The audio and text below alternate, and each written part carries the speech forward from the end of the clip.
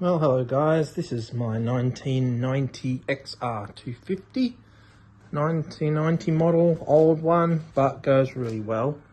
But I've been chasing a noise in the engine for some time, thought it was the valves, but then spent some good time adjusting the valves and the noise is still there. And then recently on a ride, the bike started backfiring quite badly. Well, not badly, but just sort of backfiring quite a bit, and wasn't running quite as good as it used to. I thought it must be the timing chain that's rattling inside the engine. So today we're going to have a go at pulling the old timing chain out and putting a new timing chain in. Okay, so after quite a lot of heat, finally got these Allen screws all loose around the top. I think I might have to undo that one, not too sure, but we'll loosen it first. And if this cover doesn't come off, our cover doesn't come off, then we might have to remove it. So this plug here that goes here is a 10mm hex. Remove that, and then you can put a 17mm socket in there and use it to turn the engine until the timing marks are lined up with this little groove at the top. Inside there's a timing mark when you turn the flywheel, and has to line up with the T for top dead center.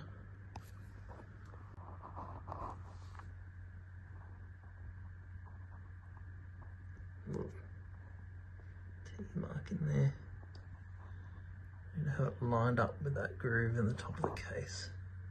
Look, the cam is, so there's a mark there, there's a mark there. The lobes, cam lobes are all pointing down, so maybe it did not jump a tooth, which is a good thing. Okay, first thing, drain the engine oil. Hey mate, what do you think? Hey, you're sniffing. You're sniffing something. Now we got the side cover off, and that needed quite some heat to get it off. Yeah, so anyway, quite a lot of heat to get it off. Just one thing to watch out for, there's a washer here. Stop it. There's a washer here that stays on this side. There's a bit of metal on here, not too much, pretty good. Okay, here we are a little bit further along. Clutch is off. This nut is a normal left-hand thread and has this special nut on here, which has a section there that you have to hammer in to lock it. It's a lock nut. There's a washer behind it. That's that. Clutch looks in very good condition. But the gear on the back has got a bit of movement between here and there, so it does shift a little bit, so I have to check that out if that's okay. Now we need to get this nut off and this off. Now we can get to the timing chain, which is up here. We can look at the guides as well and see what kind of condition they're in. Put the new timing chain in right here. Went in good. It is a tiny bit shorter than the old one, and I was surprised to see how much difference it made. When I put it in, it was really good and nice and tight. But then I went to bolt in the timing chain tensioner, which goes here, and you know what? It stripped out one of the threads. which is all the way down in the bottom of the head. So what now has to happen is, and by the way, it wasn't my fault, I did not strip it out, it was already damaged because I didn't put hardly any weight on it, and then it stripped out. So now what has to happen is carburetor off, oil line off, all of this has to come off, exhaust off, and cylinder head has to come off so that we can repair that thread underneath, because the bolt is like really long and it goes right down the bottom, and there's no way I can get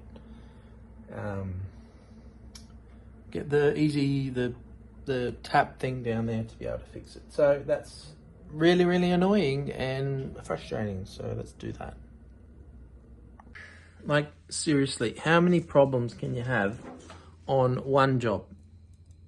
First of all, been pulling this bike apart, and we took the exhaust off, took that off, loosened the carburetor, so the cylinder head's all ready to come off.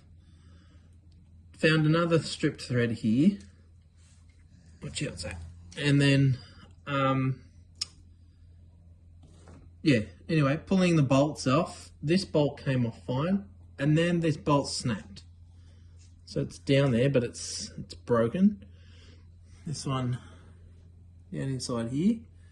That one was loose, and that one now will not come undone. So I'm thinking it's going to snap just like this one did. Then I'm thinking, oh yeah, it needs some heat. So let me put some heat on this job.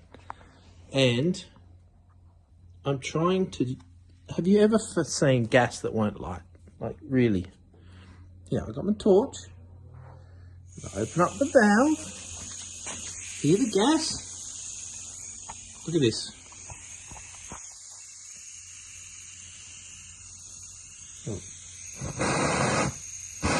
Every time I take it away, it turns off.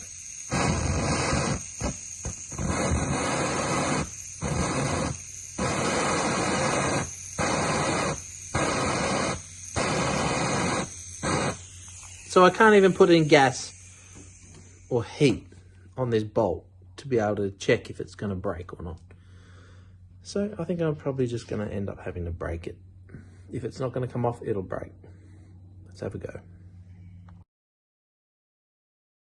So we finally got the head off this machine after two broken tools and a dodgy gas setup. We finally got the head off. Here it is. Top of the cylinder doesn't look too bad. Pretty good. There's a bit of dirt there, but you know, could have come from anywhere. Here's the broken bolt right here. So it's going to be a pain to get out. Looks like the head gasket was leaking around here anyway, so that's something we can repair while we're at it. But yeah, time to get some threads fixed up and tackle this broken bolt here. We'll clean that up, and I want to just check what size piston this is before we put anything back together. Yeah, so anyway, nice to have a bit of progress finally. And here is the cylinder head. Oh, here's one of the tools I broke. This is just a reducing socket. Met Trench tools. Not sure if anyone knows Met Trench tools, but I love them. Not sure if they even make them anymore. They're like a strange tool where they fit both metric and imperial at the same time. They have this sort of kind of wobbly kind of design, and this spanner here is a 22, 23 and a 7/8 spanner. So I've got these Met Trench tools as spanners, and I've also got the socket set here, which has been a really good socket set, except I've broken the screwdriver, and now I've broken the quarter drive to 3/8 drive adapter. So Anyway, happens as it happens. Sid Chrome, it's my other set, and that's the one that got it off, whereas this one broke. But they are probably 30 years old, and that's probably 20 years old. So, yeah. Anyway, whatever it is what it is. Everyone has their own tool brands. And, yeah, there's mine. Anyway, this is the head. The legendary RFVC head. And pretty dirty because of all the dirt that's fallen down inside of it. I've got to pick all these washers off before I lose them. Underneath of the head, doesn't look too bad. There's no damage anywhere that I can see. The spark plug looks a beautiful, nice colour, tan colour, no black or white. Yeah, so on the head looks good. It's just those threads now that need to be repaired underneath. Get them repaired, and then we'll see about getting the parts and getting the old XR back on the track. I just wanted to show you this for a second. Look, notice I didn't take the spark plug out. Here's why. Have a look at all the dirt that is inside there. It was so caked with dirt. I didn't want to take it out for fear dirt getting down inside the cylinder. But yeah, we've had a few fun days out in the mud with the old XR.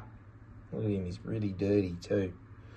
But yeah, we'll get him all cleaned up and back on, looking $1 million.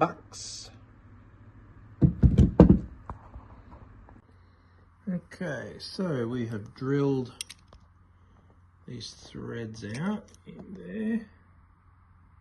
So they're all nice and clean. I've blown all the chips out. There's that one. And now all we have to do is get the tap that's with the kit and tap these holes so that the thread inserts can then go in and bring the thread back down to the original size. Just want to make sure that when you're doing this, that the tap is nice and straight, and you don't want to you know, obviously have it going one way, going in crooked, because it'll get tighter and tighter and tighter as you go, and then it won't go in. So you want to make sure that's straight that way, and make sure it's straight that way, and go in. This is aluminium we're tapping, so it's quite soft, and it's very easy for this tap to bite through the material. However, if you had steel, you know, it'd be a bit more difficult. Okay, so this is the spring. We're just going to wind it in with this tool.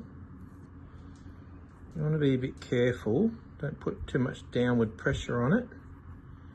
Just carefully winding it in, because there's a tang on the end of the spring. If you snap that tang off, basically it's going to set that spring in place. You can get them back out. Ask me how I know. But generally once they're in, you want to leave them alone. So I'm going to wind that all the way down until I'm sort of, so you can see it now. It's filling up that thread. See the tang there, that little bit in the middle? That's what I'm winding it in with. But I am stacking these, so I'm putting 2 in. So I need to wind this one down enough so it gives room for the next one to get in there. Yeah, so anyway, I'm going to stop and measure that in a sec. Okay, so now this thread insert is down. If we can get it to focus, it's down 7 mil. So you can just see the top of it there.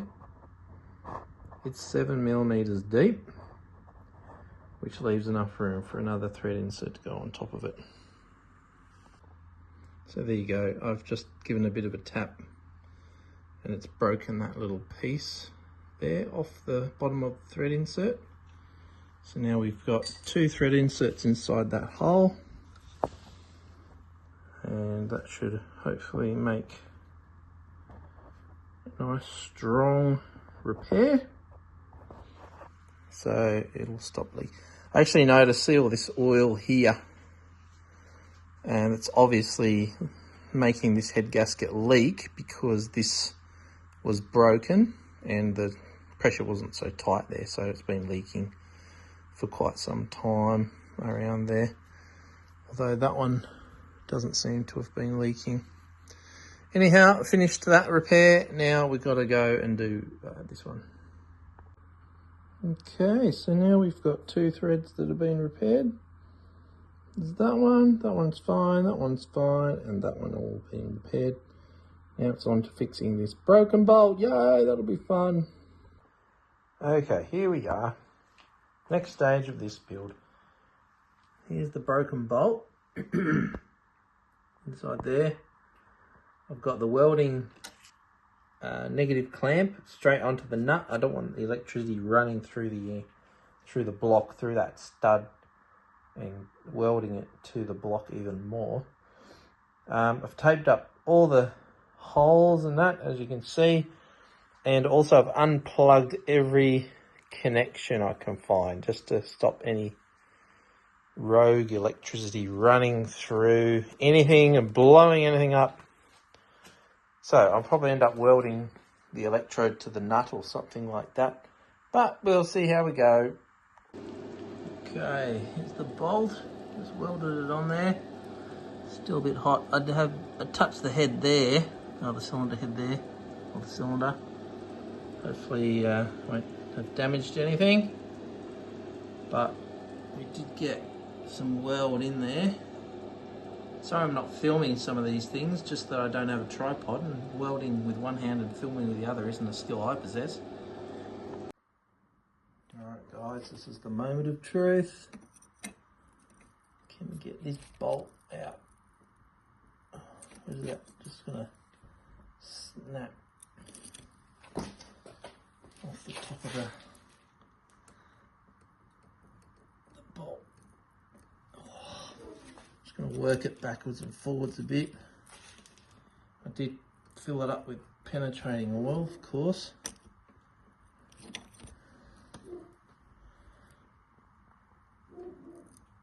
Oh, feels like it's going to snap off myself, but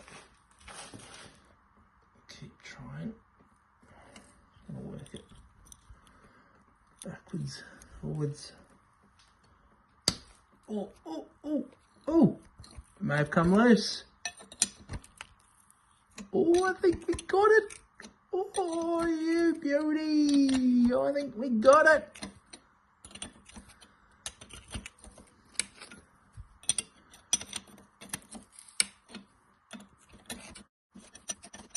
Oh, you want to say?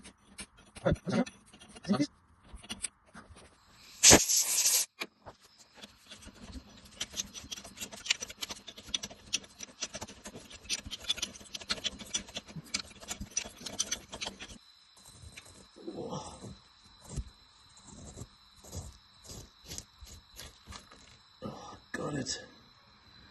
You beauty.